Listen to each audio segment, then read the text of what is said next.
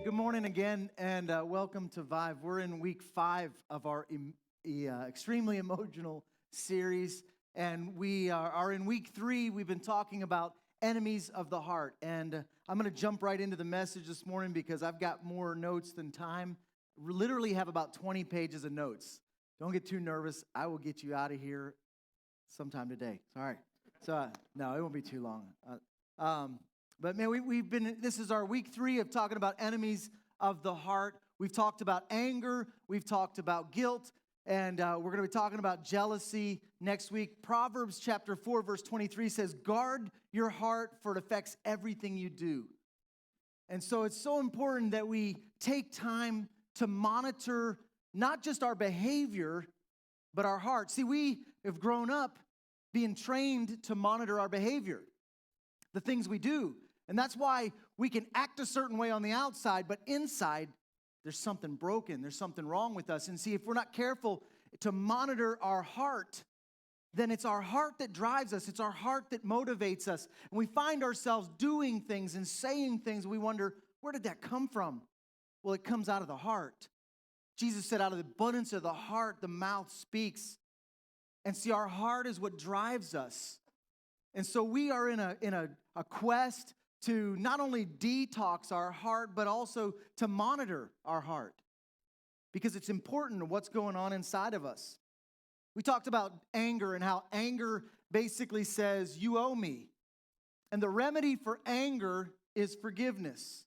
And then we talked about guilt, which says, I owe you. And the remedy for guilt in our lives is confession, repentance. Today we're going to look at greed. Greed is one of those things that says, I owe me. See, greed is different from all other enemies of the heart. It's different from anger, different from guilt. It's different from jealousy because greed is way harder to detect. Really hard to detect. See, greedy people believe that they deserve every good thing that comes their way. As a matter of fact, greedy people believe that they deserve every good thing that could potentially come their way.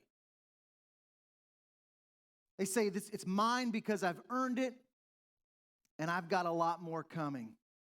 See, it's hard to get a greedy person to part with their stuff, with their money. Here's the reason. It's because they're scared. And sometimes there's good reasons. Sometimes, we grow up in situations where we don't have a whole lot. I remember growing up, I come from a family of 6 kids, and there was a time where our family went through a really bad financial situation living up north, and coal mines were shutting down, and the economy was crashing. It was in the late 70s, and I know most of you probably weren't born yet, but that's okay. I'm that old. And so, just bad times. And I remember going to the grocery store with my mom and her paying with food stamps and being on welfare. I remember that. I remember hearing constantly, we don't have the money for that. We don't have the money for that. When friends had stuff. And I can understand where sometimes maybe there's a tendency to want to hold on to things because you didn't have it when you were growing up. Or maybe you went through a situation where you lost a job or your health failed and you had bills that were and you lost things, and there's a tendency to be afraid, and so fear is what motivates greed. And sometimes it's easy to understand, but see, greed is very good at disguising itself. Maybe this morning you're thinking, hey, anger, yeah, I got some anger issues, yeah. Hey, guilt, yeah, we all have guilt, right? But greed, not sure this is an issue that I deal with, right? See, I've never met a greedy person. At least I've never met a greedy person who looks me in the eyes and says, you know what, I struggle with greed. They say things like this. They say things like, I'm careful. See, we've made it nearly impossible to self-diagnose ourselves with greed. Nearly impossible. Because unlike anger and guilt, greed disguises itself by hiding behind virtues. Greed disguises itself by hiding behind good things. See, greedy people are savers, and saving is a good thing. Greedy people are planners, and planning is a good thing. Greedy people want to make sure that their financial future is secure. And you know what? That's a good thing. See, greed hides behind good things. It hides behind virtues, which makes it almost impossible for us to self-diagnose ourselves, right? It's hard to identify it in ourselves, but it's easy to detect in others, isn't it? See, we can identify in almost instantly in other people. See, greedy people talk a lot and worry a lot about money. Greedy people are not cheerful givers. Greedy people are reluctant to share. They're poor losers. They quibble over insignificant sums of money. Greedy people talk as if they have just enough to get by. Greedy people often create a culture of secrecy around themselves. Greedy people won't let you forget when they've done something for you. You're thinking of some greedy people, aren't you? I mean, you already got their number in your phone. Greedy, no. It's easy to diagnose greed in other people. It's almost impossible to diagnose it in ourselves because it hides behind virtues. It hides behind good things. Greedy people are reluctant to express gratitude. Greedy people aren't content with what they have. And greedy people attempt to control people with their money. See, I've met greedy people who are poor, who are rich, who are middle class, who are young, and who are old. Greed is not a financial issue. It's a heart issue. Let me say it again. Greed is not a financial issue. It's a heart issue. See, financial gain doesn't make greedy people less greedy. Financial gain or loss doesn't change anything because greed emanates from our heart. It's not a financial issue. It's a heart issue. Is this an issue for you? That's the question. Is it hard for you to give away money? Are you quick to make excuses? Do you ask questions that make you look like a careful steward, but really you're looking for an excuse not to give? When you give, do you feel like somebody owes you something? Are there strings attached? Consider this warning from Jesus. Let's look at Luke chapter 12. We're going to look at verses 15 through 21 if you're following along in your Bible, but we'll have the verses up on the screen. Luke 12, 15 through 21. Then he said to them, "Watch out, be on your guard against all kinds of greed. Life does not consist in an abundance of possessions." Be on your guard is what Jesus says. Why would he say be on your guard? Because of the four enemies of the heart, of the four heart conditions that we're talking about. Greed is the most subtle of all, the hardest to identify. See, he says life does not consist in an abundance of things. And for the greedy person, though, life equals stuff. My stuff is my life. See, their stuff is an extension of who they are. And the driving force behind it is fear. What if? What if there's not enough? What if I don't get my fair share? What if he or she has more than me? What if the economy crashes? So all these what ifs and all this fear drives our greed.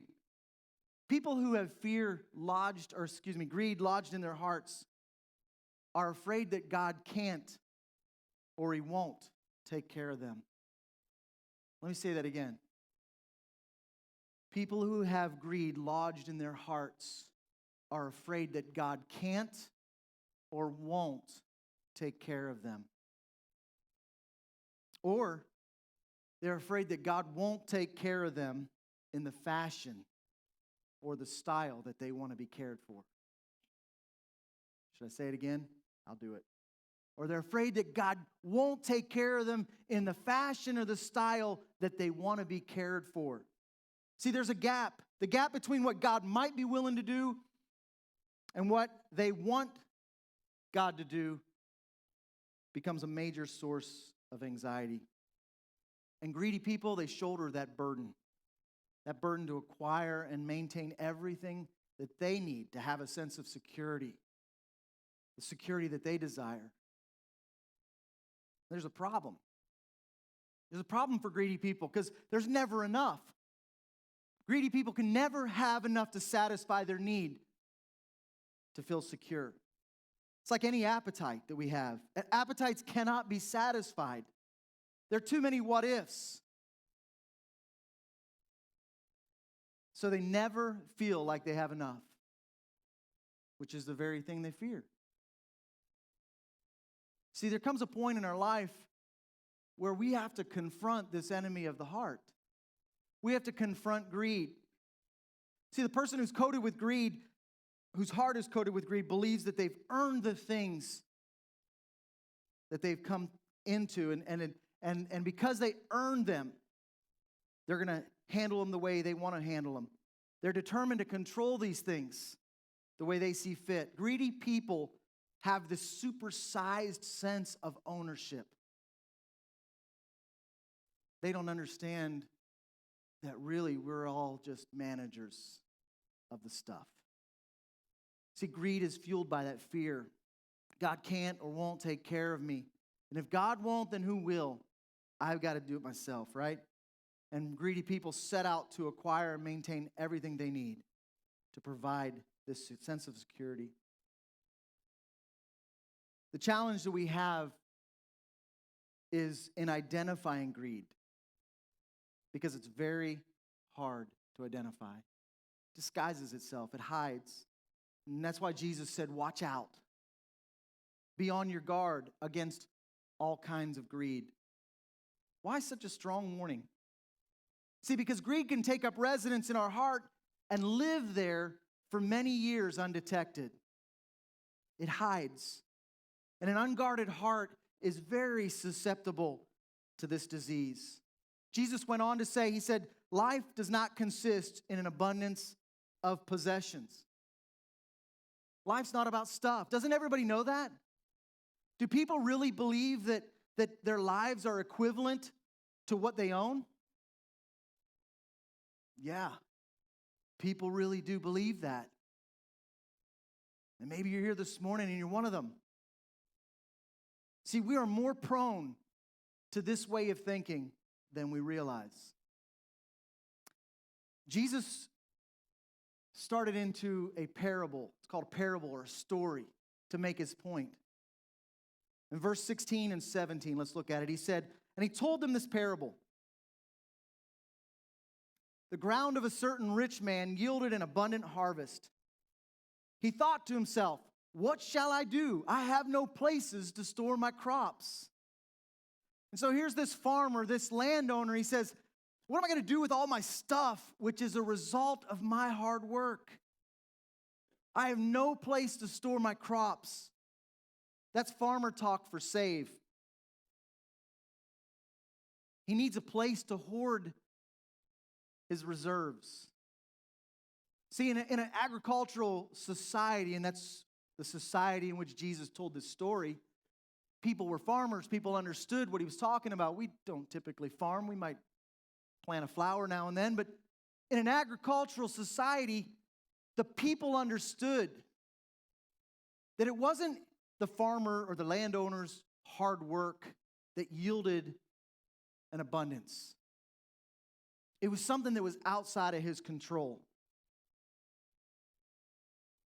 And see, the farmer, the landowner, failed to recognize the God factor in his life. He was under the impression this was his hard work. This is what he did. And what am I going to do with all my stuff now that I have it?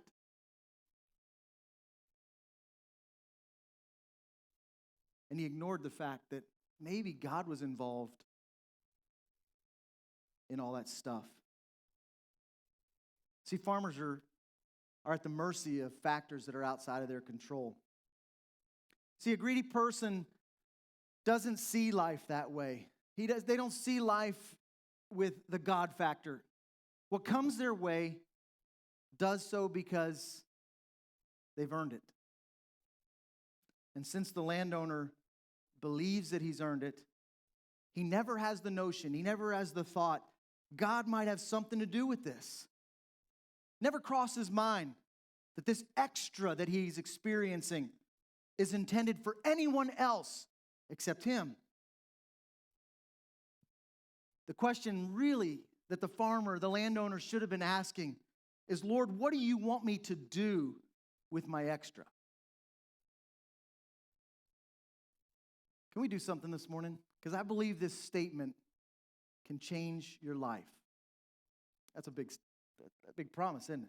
I believe it can change your life if you let it sink into your heart. Would you say this with me? Would you say, Lord, what do you want me to do with my extra? See, greedy people don't think like that. Greedy people don't ask that question. But we're not greedy, right?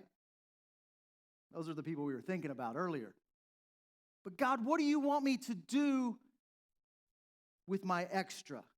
Let's say it out loud. Lord, what do you want me to do with my extra? All right, now let's say it like we really mean it. Lord, what do you want me to do with my extra? That sounded like you meant it that time. See, greedy people don't talk like that. They don't ask that kind of question. What do you want me to do with my extra? This farmer, this landowner, he didn't think like that.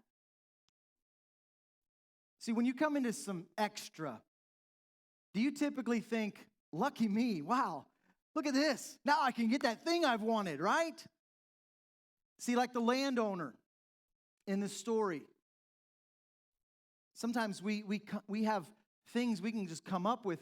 You know, we have stuff in mind that we're looking for when the extra comes. And we typically think the extra is for us, just like he did. See, we earned it, right? We deserve it. So we store it. And that's exactly what the landowner decides to do. Verse 18 and 19.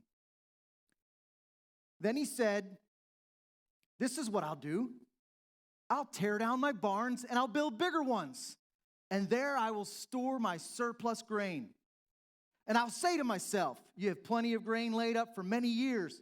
Take life easy. Eat, drink, and be merry. Bigger barns. What a great idea. This solves this problem, right? He'll be set for life because he's got bigger barns. This guy suffered from a syndrome known as bigger barn syndrome, BBS. Bigger barn syndrome. It's a disease that's common to those whose hearts are damaged by greed. Maybe, just maybe, that's why there's so many storage units everywhere. Because we don't have enough room in our homes to store it, so we build bigger barns or we rent barns to store them in. Just maybe. If you got stuff in a storage unit, sorry. Feel your pain this morning.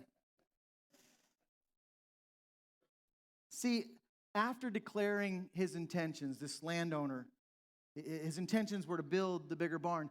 After he declared his intention, he offers an explanation. Here's why I'm building bigger barns. See, again, greed is always looking for some place to hide. It's always looking for a virtue to hide behind. This man decided to build bigger barns so he could secure his future. And he'll have all his needs met for many years to come. And you know what? There's nothing wrong with that. Nothing wrong with that.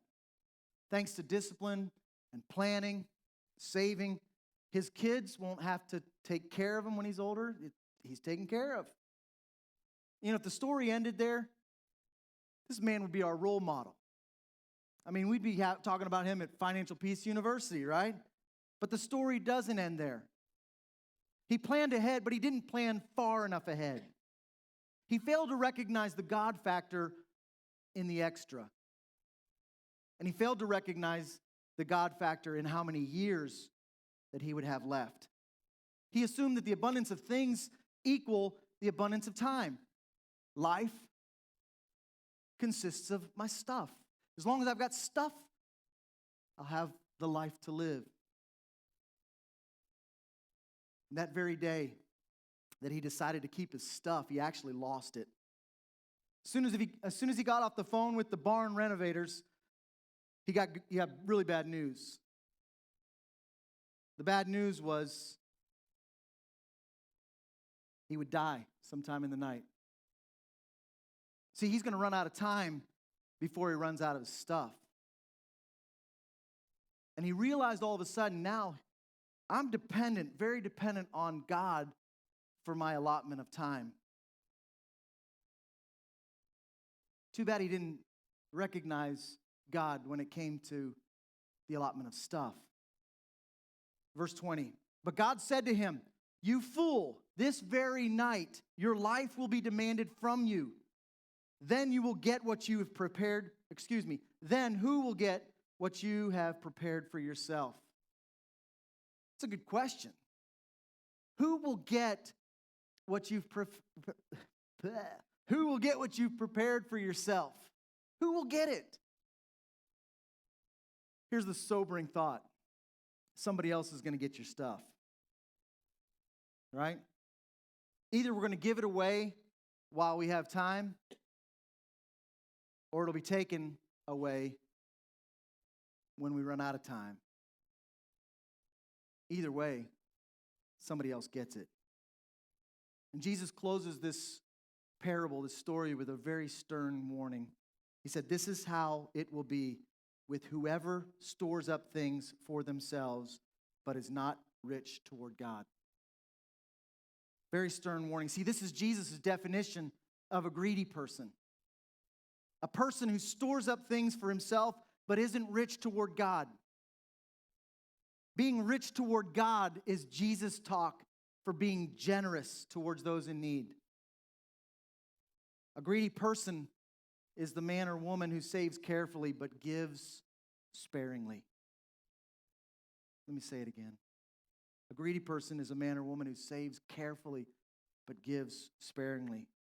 But what is it that Jesus is trying to warn us of in this story? What's he saying is going to happen if we're generous savers but not generous givers? Is it the fact that we're going to die because we're not a generous giver? No, death it comes to everyone. We're all going to die. It's appointed unto men once to die, then comes the judgment. That's natural, okay? So it's not death. That's not his point. It's not what he's trying to say. Is it unexpected death, that if you are not a generous giver, but you're a generous saver, that you're going to unexpectedly die? No, that's not what he's trying to communicate. The real moral of this story is that if our eagerness to store up material goods outpaces our willingness to give, we will suffer a complete and total loss when our time runs out. Let me read it again. Say it again. If our eagerness to store up material goods outpaces our willingness to give, we will suffer a complete and total loss when our time runs out. Matthew 6:19-21, Jesus said this. He said, don't store up for yourselves treasures on earth where moths and vermin destroy and where thieves break in and steal, but store up for yourselves treasures in heaven where moths and vermin do not destroy and where thieves do not break in and steal. For where your treasure is, there your heart will be also.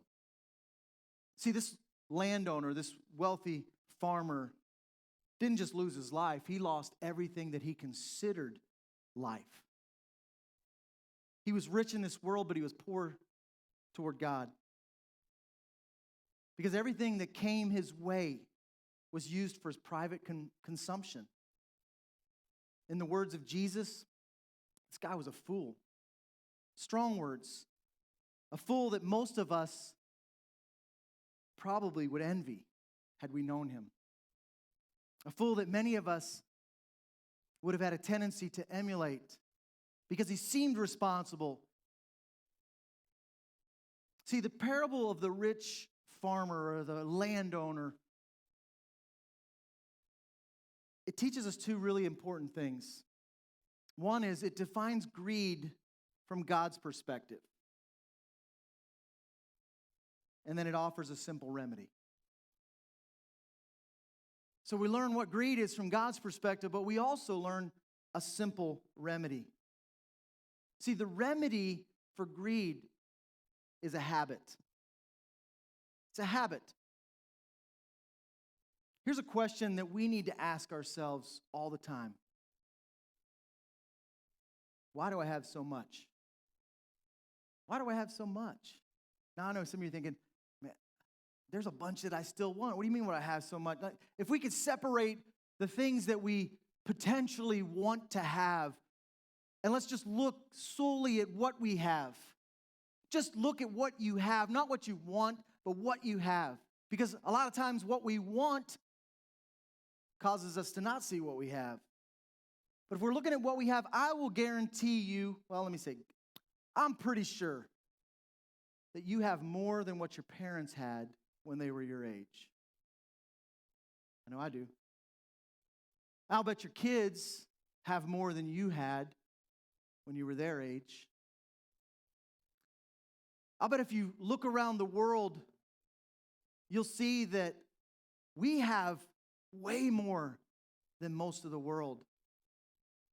You realize we are the richest nation. When you travel, if you've ever traveled outside of the U.S., there is serious poverty out there. The church that we support and have adopted in Honduras, the pastor makes $200 a month. And that's average. I mean, we are rich. We have a lot of stuff. But here's the question that we've got to ask ourselves, because this question, just like the other question, this question has the potential to change our lives. It has the potential to help us self-diagnose our greed problem. Why do I have so much? Why do I have so much? You know, in our consumer-driven culture, we are so laser-focused on what we don't have. And when we focus on what we don't have, it leaves our heart vulnerable to greed. The greedy person's always in a quest for more. And when more comes along, they assume it's for me. It's for me to spend. It's for me to get what I wanted, right? So why do we have so much? The landowner would have said this. He would have said, I deserve it. That's why I have so much. But he didn't recognize the provision of God in his extra. He thought, this is what I've done. This is my hard work. He didn't recognize God and his provision. He failed to recognize the God factor in it all. But you and I are smarter than that. We recognize the God factor. Or do we? You know, when we're in need, we are quick to call out to God, aren't we? And I remember a little over a year ago, about a year ago actually, got a call from the insurance company who, said, hey, we're only going to be able to cover $100,000 of your son's accident, and the bill's $500,000. You know what I did immediately when I got off the phone? God, I need help. You know, that's $400 worth of crying out to the Lord. It was pretty serious. So when we're in need, when we lose our job, when we're in financial crisis, who do we call on? We call on God, right? We know the God factor is there. But when we have extra, do we call out to God? Do we ever say, God, what do you want me to do with the extra? No, we don't typically say that. We say, that's for me. What do you want me to do with the extra, God? See, why has God provided you and I with more than we need? Maybe it's so that our kids will have more. Maybe it's so that we don't have to worry and we can just rest and be at peace because we've got all this stuff. Maybe it's so that we can elevate our financial status. Maybe this is a possibility so that we can retire early. That's what the landowner, that's what the farmer had in mind. See, he never considered being generous with his stuff, and he never considered being generous with his time. I'll say to myself, you have plenty of grain laid up for many years. Take life easy, eat, drink, and be merry.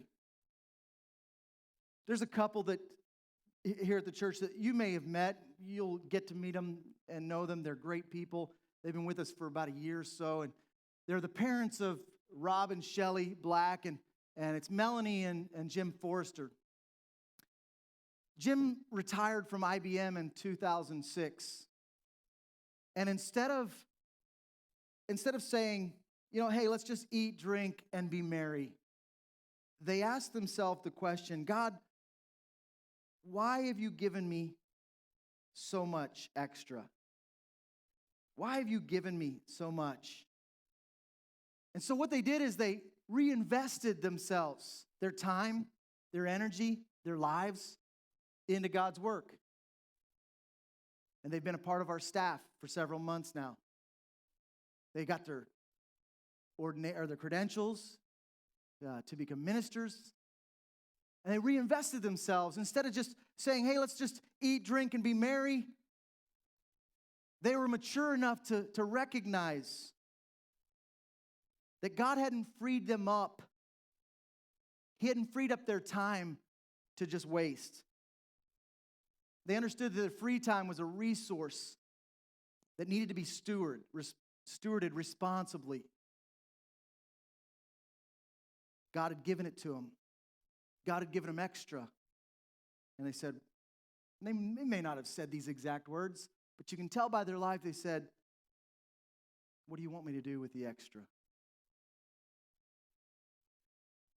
They avoided bigger barn syndrome. Maybe the reason God is filling up your barns faster than you anticipated is because He's calling you out of the marketplace to invest your life for the kingdom. Maybe. Just a thought. But you know what? Now's the time to start asking. Now's the time to start asking, why? Why do I have more? Why did God give me more? What do you want me to do with the extra? Maybe now's the time to start asking that. See, if forgiveness is the remedy for anger, and confession is the remedy for guilt, the remedy for greed is generosity. See, generous giving will break the grip of greed in our lives. Generous giving will break the grip of greed in our lives. See, whether you think you have extra or not, give. Give. And give generously. Generous giving breaks the grip of greed in our lives. See, you have to give, though, to the point where it forces you to adjust your lifestyle. If you're not willing to give to the point that it impacts your lifestyle, then according to Jesus, you're greedy. Ouch. If you're consuming to the point of having little or nothing left to give, you're greedy. If you're consuming and saving to the point that there's little or nothing to give, you're greedy. Maybe this is hard. Maybe this seems cruel to hear it, or even for me to say it seems cruel, but it's true. Maybe it's so hard because you have never had a greedy thought in your life. Maybe you feel compassion every time you see someone in need. And in your heart, you really want to help. You want to give, but you can't. Or you won't. Why?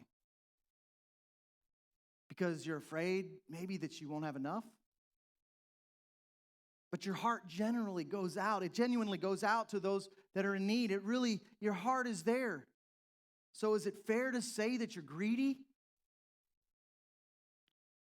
Brace yourselves. Yes. Yes. Why? Because greed isn't a feeling. Greed is not a feeling. It's a refusal to act. Greed isn't how you feel. It's what you do. Generous feelings and good intentions don't compensate for a greedy heart. See, good intentions and greed can coexist in our heart indefinitely. This is what makes greed so difficult to diagnose. It's hard for us to see it. It's hard for us to identify it. See, you won't feel it like you feel anger. You won't feel it like you feel guilt. You're not going to feel it like you feel jealousy that we'll talk about next week. Greed hides. It disguises itself. It gets behind virtues and good things. And we have to ask ourselves very serious questions. God, what do you want me to do with the extra? God, why have you given me so much? And when we ask ourselves these questions and we're honest with ourselves, it changes our heart. We're able to see things a little differently.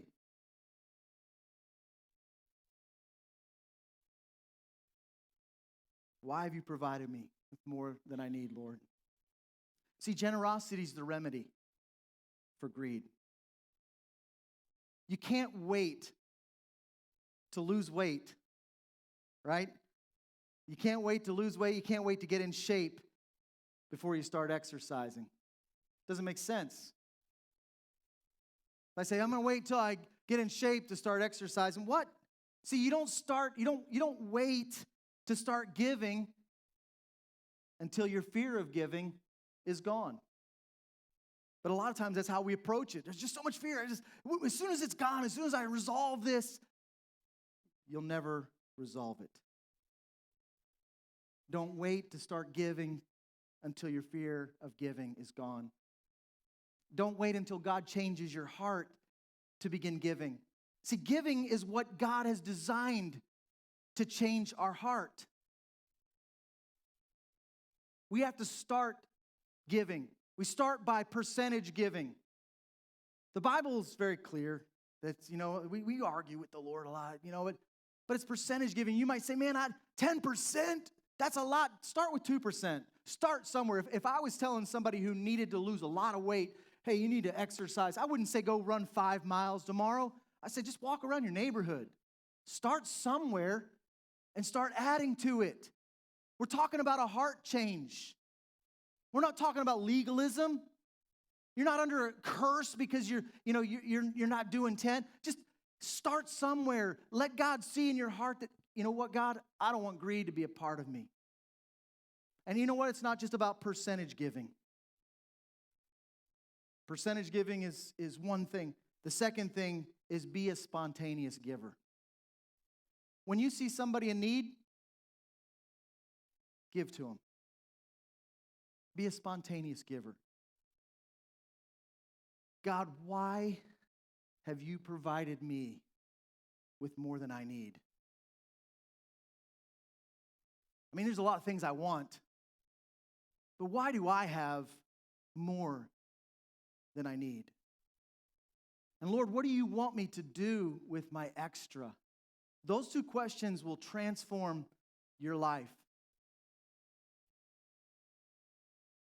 The two habits, percentage giving, spontaneous giving, are going to protect you from bigger barn syndrome. They're going to change your heart. And you know what? The day is going to come when you're going to receive an unexpected windfall.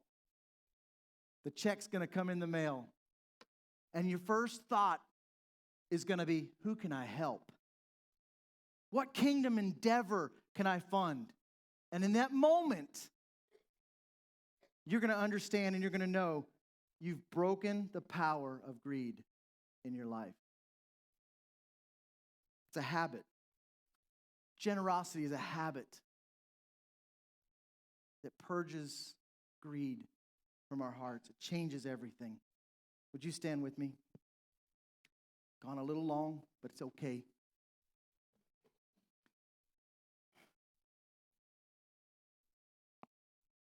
Would you bow your heads with me for a moment?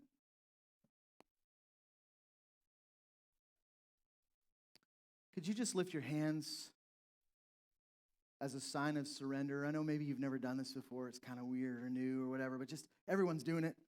So if everybody's doing it, it's cool, right? So let's lift our hands as a sign of surrender.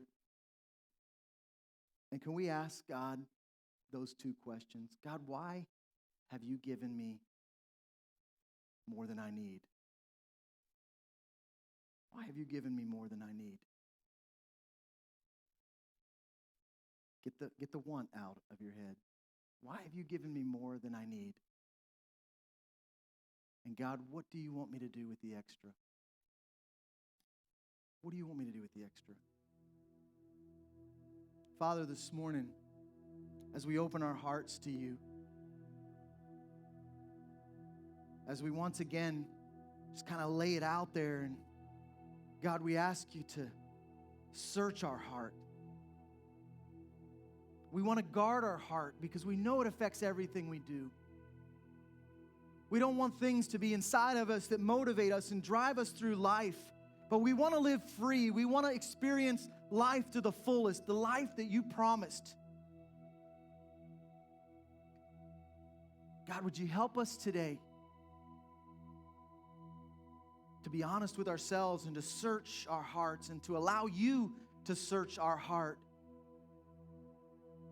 Change us. Transform us.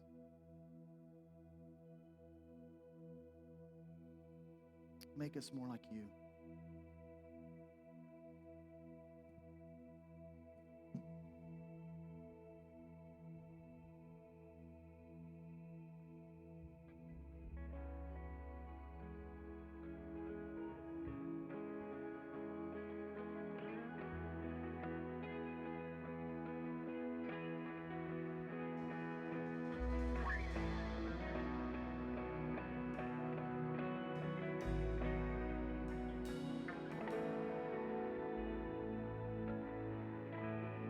And I have this hope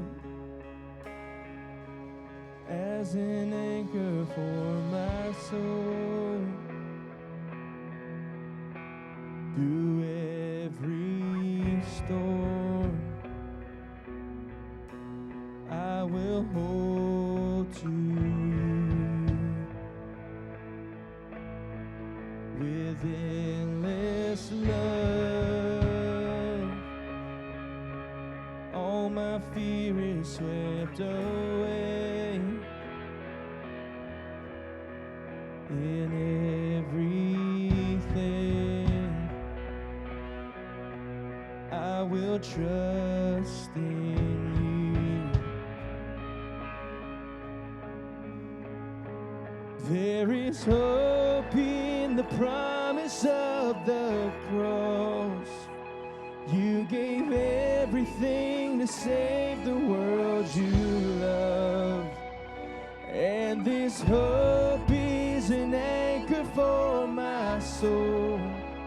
Our God will stand unshakable.